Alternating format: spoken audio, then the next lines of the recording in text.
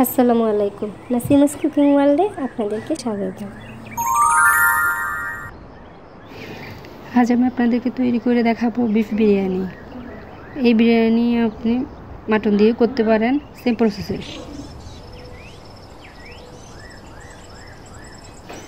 গরুর মাংস নিয়েছি এখানে 1 কেজি, পোলাও চাল নিয়েছি আধা কেজি, স্প্রিং অনিয়ন, গাজর কুচি এবং কিউব করে কাটা আলু, আর নিয়েছি এলাচ, লং, দারচিনি, তেজপাতা, নিয়েছি পেঁয়াজ কুচি, টমেটো কুচি এবং নিয়েছি হলুদ গুঁড়া, মরিচ গুঁড়া, মশলা গুঁড়া, গরম মশলা গুঁড়া নিয়েছি, আর নিয়েছি জিরে গুঁড়া, জায়ফল, জয়ত্রী গুঁড়া, সর্ষে বাটা, বাদাম বাটা, নারকেল বাটা, পেঁয়াজ বাটা, রসুন বাটা, আদা বাটা, আর নিয়েছি টমেটো সস, সয়া সস, কেওড়া জল এবং গোলাপ।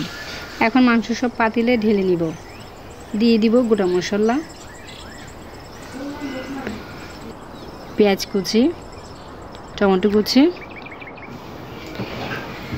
1 চামচ রসুন বাটা, 1 চামচ আদা বাটা, 1 চামচ বাদাম বাটা, 1 চামচ সর্ষে বাটা, 1 চামচ নারকেল বাটা, দিয়ে দিব 1 চামচ কাঠবাদাম বাটা, এবং দিয়ে দিব হলুদ গুঁড়া, মশলা গুঁড়া, গরম মশলা গুঁড়া, জিরা গুঁড়া, জায়ফল, জয়ত্রী গুঁড়া, পেঁয়াজ বাটা, সব দিয়ে এখন ভালোভাবে মেখে নেব। দিয়ে দিচ্ছি স্বাদ অনুযায়ী লবণ।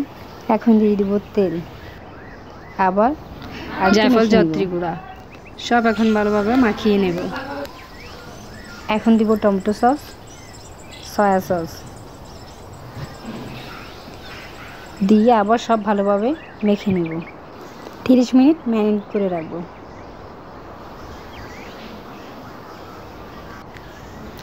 ম্যারিনেট করা হয়ে গেছে, রান্না চুলায় বসাই দিব।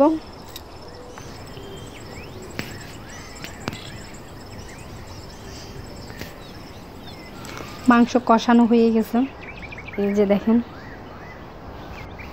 এখন দিয়ে দিব আলু।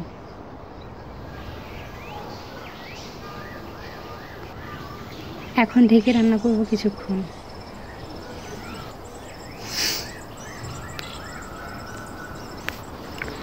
সব ভালোভাবে কষা হয়ে গেছে, এখন আমি চাউল দিয়ে দিব।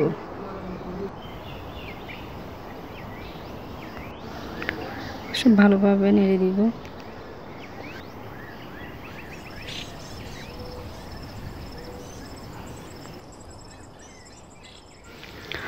সব কষানো হয়ে গেছে, এই যে দেখতে পাচ্ছেন।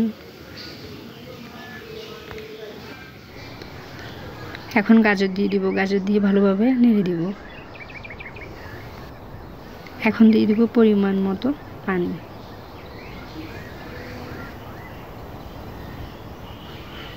ভালোভাবে নেড়ে দিয়ে ঢেকে রান্না করব কমপ্লিট না হওয়া পর্যন্ত। রান্না অলমোস্ট কমপ্লিট হয়ে আসছে, এর মাঝে আমি বারবার নেড়ে দিয়েছিলাম। এখন দিয়ে দিব কেওড়া জল, এখন দিয়ে দিব গোলাপ জল,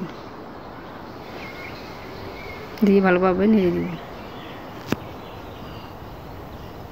এখন দিয়ে দেবো স্প্রিং অনিয়ন, এটা একেবারে অপশনাল, কালারফুল দেখতে ভালো লাগবে তাই দিয়েছি। এখন থেকে রান্না করব 2 মিনিট।